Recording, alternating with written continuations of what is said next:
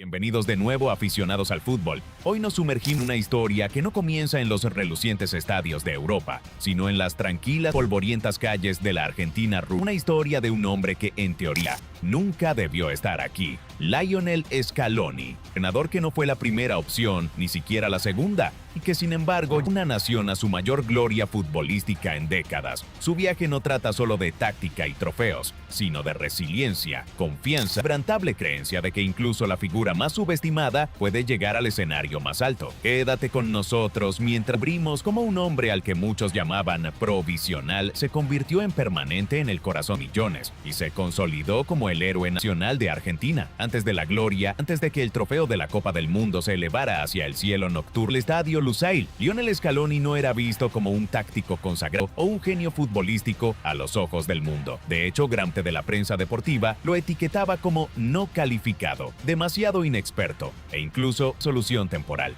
En 2018, Argentina era una nación futbolística fracturada. Su campaña en el Mundial de Rusia había terminado en desastre. El vestuario estaba dividido. La temida albiceleste parecía una sombra de alguna vez fue, desarticulada, incierta y cargada por las aplastantes expectativas de un país obsesionado con el fútbol. Y en medio de esa tormenta apareció Scaloni, un ex lateral derecho que había trabajado silenciosamente entre vestidores como asistente, nombrado entrenador interino casi por accidente, ocupando un hueco dejado por el caos. No tenía grandes trofeos como técnico, ni reputación de revolucionario táctico, ni una lista extensa de clubes de té en su currículum. Para muchos era solo un parche, pero he aquí la diferencia. Scaloni no se veía como un parche de unidad, y más importante aún, veía a un equipo que no estaba tan roto como decían los titulares, sino que había perdido la fe en mismo. Desde sus primeras sesiones de entrenamiento, Scaloni se centró no en tácticas llamativas, sino en reconstruir la confianza. Llamó a jugadores jóvenes hambrientos de demostrar su valía, combinándolos con líderes experimentados. Hablaba menos de formaciones y más de hermandad, orgullo y de vestir la camiseta de Argentina como un privilegio, no carga. Sabía que el camino sería brutal, que las críticas no desaparecerían, que la presión de los aficionados y la prensa solo se intensificaría y que la sombra de la carrera internacional de Lionel Messi, posiblemente acercando su fin, se cerniría sobre cada partido como un reloj que no deja de avanzar. Sin embargo, Scaloni tenía un plan, una visión enraizada en la humildad, la resiliencia y la preparación constante. No estaba dirigiendo un equipo, estaba construyendo una familia capaz de resistir el peso más grande imaginable, las esperanzas de todo un país. Pero eso era solo comienzo, porque su primera gran prueba llegaría mucho antes de lo que cualquiera esperaba. Para la mayoría de los entrenadores, ir una selección nacional es un sueño. Para Lionel Scaloni, fue una prueba de fuego. Desde el momento en que fue nombrado técnico interino, el ruido fue ensordecedor. Los titulares lo llamaban un par. Los analistas decían que le faltaba pedigrí. Algunos incluso aseguraban que la Asociación del Fútbol Argentino se había quedado sin opciones y se formó con él. En las calles, los hinchas susurraban sus dudas. ¿Cómo podía un hombre sin experiencia técnico de primer nivel liderar a uno de los equipos más exigentes del mundo? Cada partido se sentía como un referéndum sobre su derecho a sentarse en el banquillo. Cada convocatoria era diseccionada, criticada y cuestionada. En Argentina, fútbol no es solo un deporte, es una religión. Y la selección nacional es su altar sagrado. El rol del entrenador, una mezcla de estratega, sacerdote y pararraya para las críticas. Scaloni sabía que un solo paso en falso podría terminar con su mandato antes de comenzar realmente. El equipo que heredó no solo estaba perdiendo, estaba fracturado. La eliminación en Rusia había dejado heridas profundas. Los veteranos sentían el dolor de las críticas públicas, mientras que los jóvenes dudaban en dar un paso adelante por miedo a convertirse en el próximo blanco. Y luego estaba Messi, el mejor jugador de su generación, cargando con el peso aplastante de las expectativas de una nación. Messi se había alejado temporalmente de la selección, con su futuro incierto.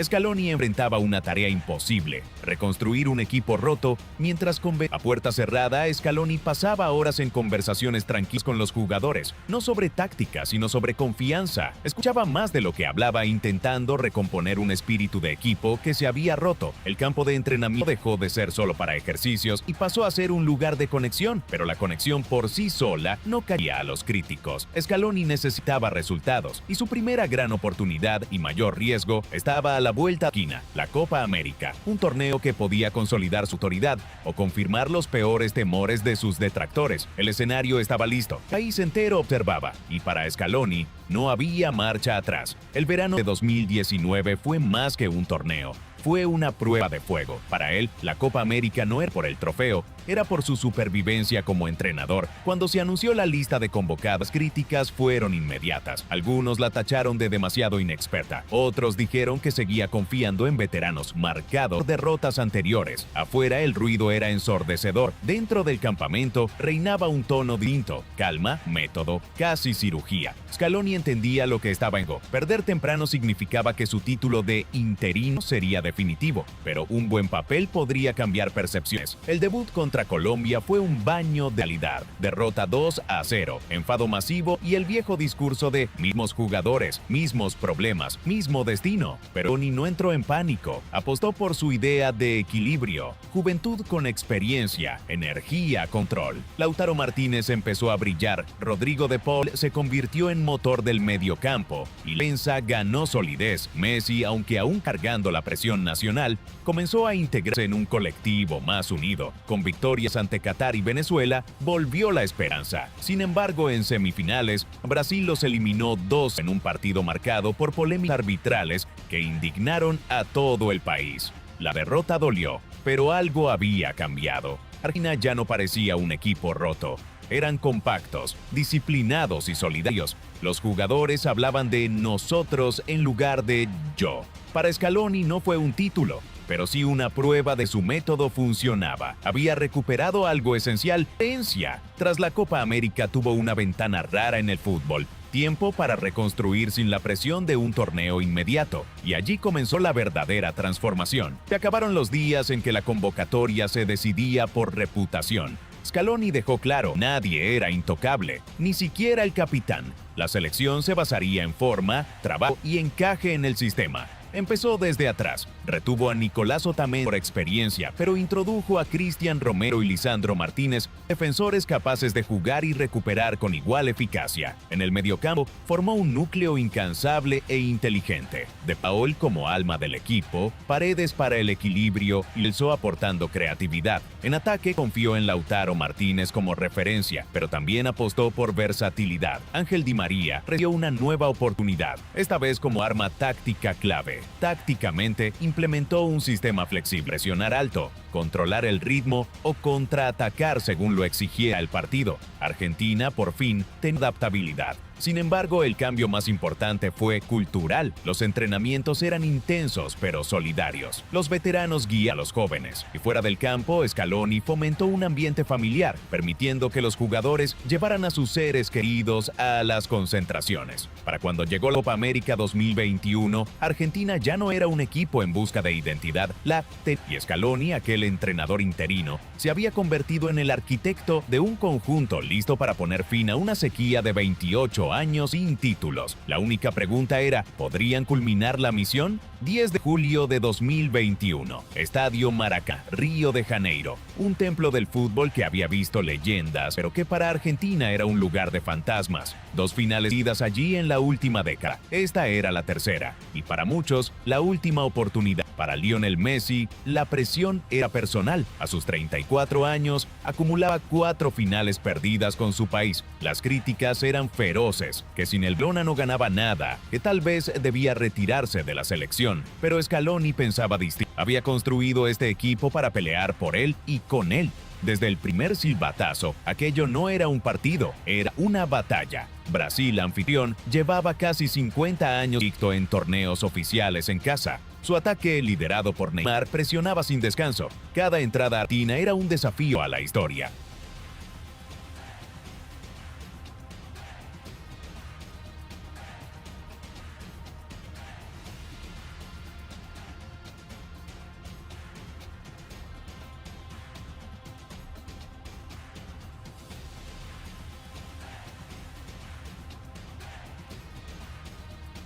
En el minuto 22 llegó el instante decisivo. Rodrigo de Paul vio a Ángel Di María escapando a espaldas de defensa. Pase preciso, toque sutil por encima del portero. Gol. Di María, tantas veces señalado por derrotas en final, corría gritando, ojos abiertos, brazos al aire. Faltaba mucho. Durante 70 minutos, Argentina defendió con alma y cuerpo. Emiliano Martínez en la portería lideraba la saga con voz de mando, decidido a no dejar escapar la ventaja. Cuando sonó el pitido final, cayó de rodillas, llorando. A su alrededor, abrazos, risas, gritos.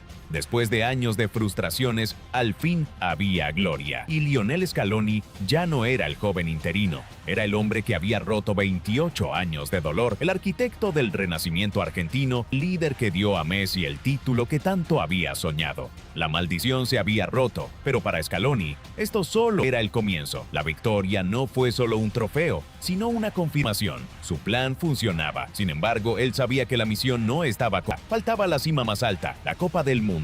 Scaloni entendía que la Copa América había dado confianza, pero que la fe por sí sola no ganaría en el escenario global. Quería resiliencia, unidad y humildad en la victoria. Desde la siguiente concentración dejó claro, aún no hemos conseguido nada. Aquí brilló su talento como gestor de grupo. No elegía solo por calidad, sino por encaje en la familia. Veteranos como Messi, Di María y Otamendi compartían vestuario con jóvenes como Julián Álvarez o Enzo Fernández. Si no aceptabas la mentalidad de equipo, no entrabas.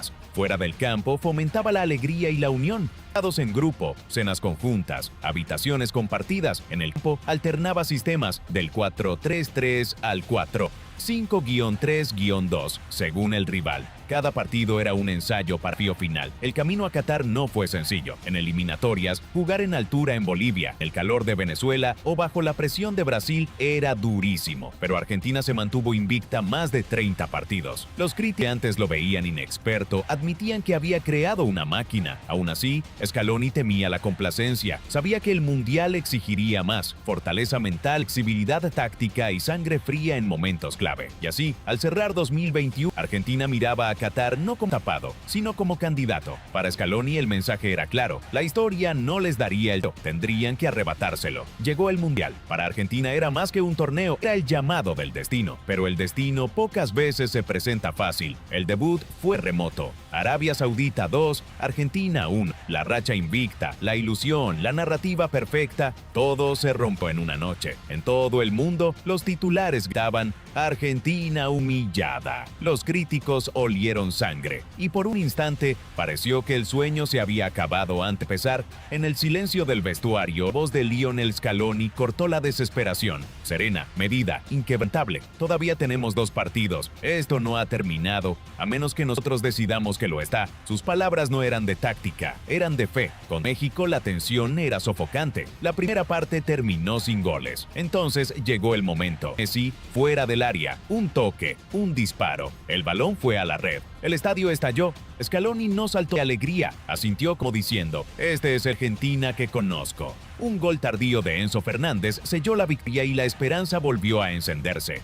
Después vino Polonia, un partido de control y disciplina. Argentina dominó, ganó 2-0 y aseguró su pase a octavos. Las críticas se silenciaron. Los ajustes tácticos de Scaloni, usar la energía de Alexis McAllister, confiar en la presión de Álvarez, van dando frutos. En octavos frente a Australia, un final nervioso, pero otra victoria. Luego el cuarto de final contra Países Bajos, un duelo que quedará para siempre en la historia del mundo. Una ventaja de 2-0 se escapó hasta el 2-2. Todo se decidió en penales. Cuando Lautaro Martínez anotó el último, el rostro de Scaloni mostraba alivio y determinación. Croacia esperaba en semifinales. Allí, Argentina jugó con pura brillantez. La magia de Messi, el hambre de Álvarez, el control del medio campo. Un tren los envió a la final. Francia, los campeones defensores. 90 minutos de la inmortalidad. Pero Scaloni sabía que esta final pondría a prueba cada lección aprendida. Mientras el mundo miraba, se preparaba el escenario para una de las finales más dramáticas de la historia. 18 de diciembre de 2022. Estadio Lusail. El mundo contenía la recesión. Para Argentina era la oportunidad de poner fin a 36 años de espera. Para Lionel Scaloni, la prueba definitiva de su visión.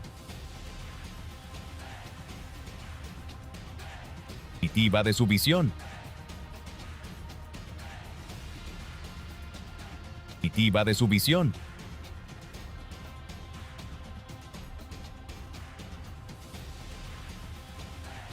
Desde el pitido inicial, Argentina jugó como un equipo poseído. Cada pase tenía propósito, cada carrera, intención. Francia parecía atónita tras Di María, restaurado al once titular en una jugada audaz de Scaloni, usaba estragos por la banda izquierda. En el minuto 23, Messi tomó un penal. Calma, Zidane. El capitán lo convirtió 1-0. Minutos después, una jugada salida directamente de los entrenamientos. Messi a McAllister. Pase filtrado perfecto a María. Gol. 2-0. Argentina volaba. Al descanso, la mitad celeste y blanca del estadio cantaba como si el trofeo ya fuera suyo. Pero el fútbol es cruel. En el minuto 80, Kylian Mbappé de penal. Un minuto después, remató volea para el empate. En 97 segundos, Francia había resucitado. El estadio estaba en shock. Los jugadores miraron a Scaloni. Su gesto fue simple. Manos juntas. Respiren. Sigan. Comenzó la prórroga. Ambos equipos exhaustos. Entonces llegó el instante. Messi, en el minuto 108, empujó el balón a la red. Argentina volvía a liderar. El sueño estaba al alcance, pero el destino no había terminado. Mbappé completó su hat-trick con otro penal. 3-3. Era mejor final de la historia y se decidiría de la forma más cruel.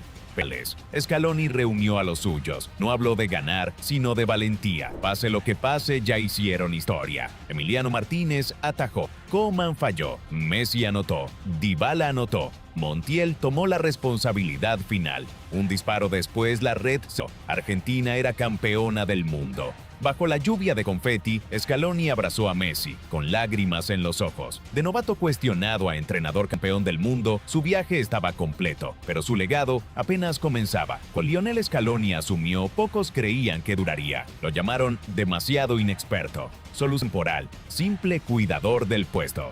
Ahora estaba en el centro del Lusail, campeón del mundo, abrazado por los mismos jugadores que antes dudaban. Esto era más que una historia de fútbol, era una redención nacional. En Argentina, el fútbol no es solo un deporte, es religión, es política, es identidad. 20 años la nación había vivido en un exilio futbolístico, siempre cerca, nunca vidriosa. Scaloni los había traído de regreso. No lo hizo con ego, no buscó titulares ni peleó con la prensa. Construyó en silencio, pieza a pieza, jugador por jugador.